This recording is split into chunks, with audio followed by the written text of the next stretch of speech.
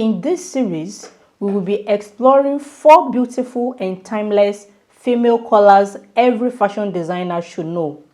The shock collar, known for its soft and graceful roll. The Peter Pan collar, loved for its feminine rounded shape. The sailor collar, recognized for its bold and distinctive design. And the two-piece shirt collar, a classic collar widely used in shirts and shirt dresses. In today's tutorial, we are starting with the two-piece shirt collar. I will show you the complete drafting and construction process step by step, making it easy to follow whether you are a beginner or an experienced fashion designer. My name is Bolaji and this is Regi School of Fashion.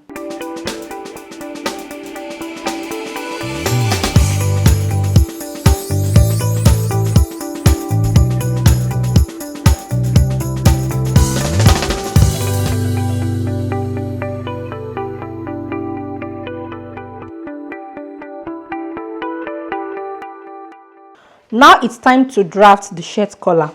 So in drafting the shirt collar, I'm going to insert the neck measurement the same way I inserted it for the stand collar. So I will insert the back measurement of 4 inches. Then I will insert 4.5 measurement for the front neck. Don't forget, this measurement is based on my own preference. You have to have your own neck measurement. Then I have it here.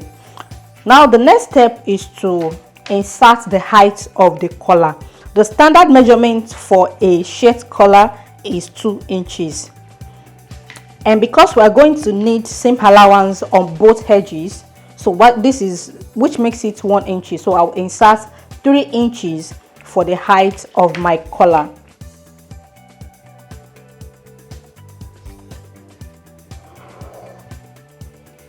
So guys, now I have the height of my collar inserted, as you can see. So from here to here, I have 2 inches plus extra 1 inch for seam allowance. Then I can insert the exact measurement I have at the lower part here, then make it a straight line. So in total, I have 8.5 inches, 4 inches here, then 4.5 here. Now that I have my lines constructed like so, the next step is to shape the lower part of my collar, because this part is going to be attached together with the upper parts of the stand collar. So and for the shape I have here, I have to achieve the same thing on this area as well. So in doing so, I'm going to be taking this upward by 1/4 inch. Don't forget, I took the stand collar downward, but in this case I'm going to take it upward. So now I'm going to connect this smoothly to the straight line using my curve ruler. So you can see the positioning, it has to blend properly. So I'll make this blend up properly. So this is no more the opening of our collar.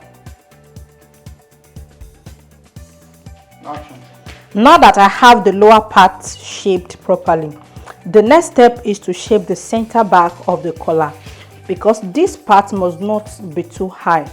So in doing this, I'm going to subtract 1/2 inch from the center back of the shirt collar.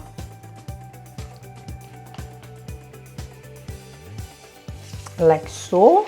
Then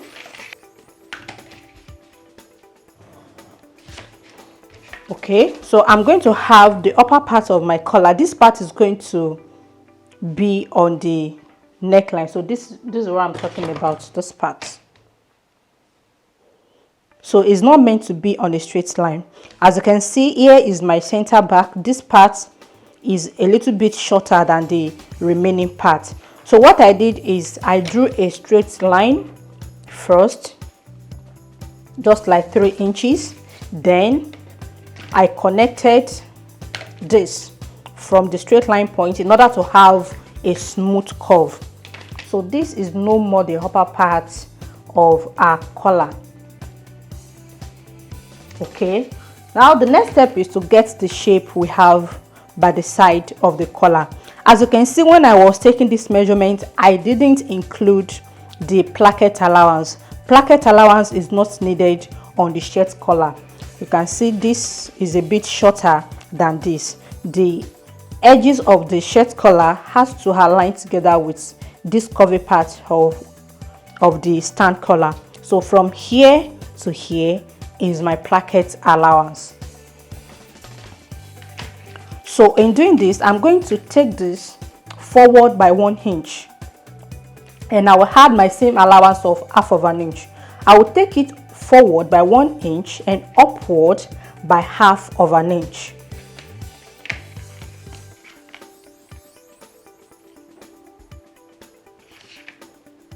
Half of an inch here. Then it will come forward by 1.5 inches. So 1 inch and half of an inch for seam allowance.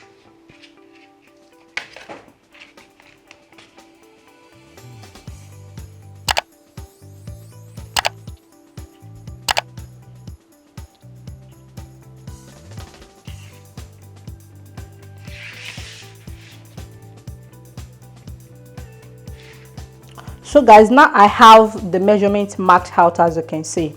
So for a quick recap, from this point, which is the neck measurement, this is the front measurement point, I took this forward by 1.5 inches. So that is 1 inch plus half of an inch for seam allowance. Then from this point as well, I took it upward by half of an inch.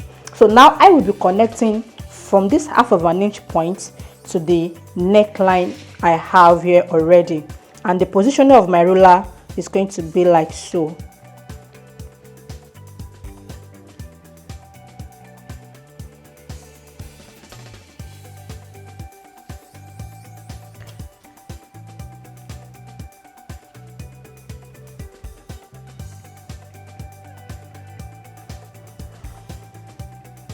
Okay, so now you can see what I have. I'm going to align this with a colored marker. Now before I do this, let me explain this part. You can see what I have from here to this point now is more than the measurement I took.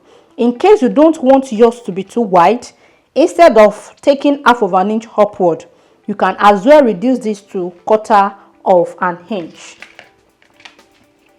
So let's assume I want to use 1/4 of an inch. I will just mark it. So the kind of curve I'm going to have for the 1/4 of an inch is going to be different from half of an inch. So the 1/4 is not going to be as curvy as the half of an inch. So for the 1/4 of an inch, you can see what I have. So it all depends on your preference.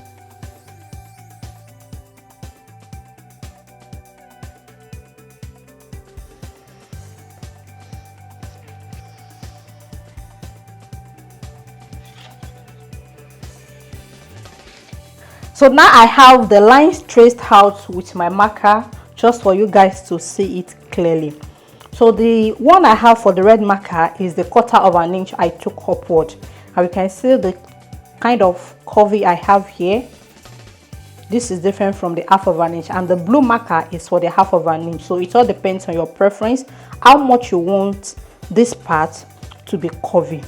So the next step is to shape these edges. So in doing so, I'm going to take my straight ruler, then connect from this point, okay, to the neck point I have here. So don't forget, this is the previous neck point, and I took it upward with 1/4 of an inch. So now my connection is going to be from the half of an inch point I have here to the 1/4 of an inch point I have here. If you want to make use of this line, then it's going to be from here to here, and I'm going to connect both with my marker as well. Before connecting this together, don't forget I've added half of an inch of seam allowance at the upper part, but for the lower part I have my exact neck circumference measurement. So I have to take this also forward by half of an inch, so that by the time I'm finishing this the edges, the neck measurement will not be shorter. So I'm going to take this forward by 1/2 inch, like so. Then I will connect with a straight ruler.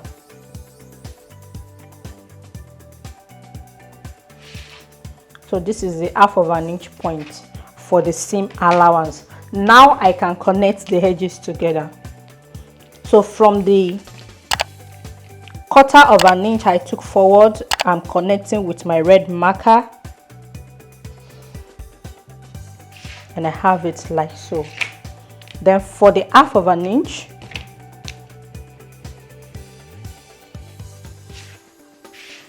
so one will be higher than the other. That is just the difference, and the upper part will be more curvy than the other. So guys, we have both our stand and shirt collar properly drafted. As you can see, here is a stand collar. I'm going to cut this out in 2 pieces.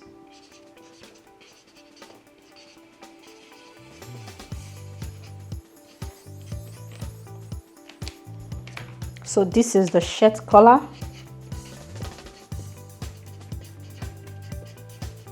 I'm going to cut this out in 2 pieces as well. So the only thing left is to cut out my pattern, after which I will be showing you how to place this on your fabric, how to cut it out properly, how to fuse each pieces properly, how to construct the shirt collar together, and how to attach it to the shirt bodies.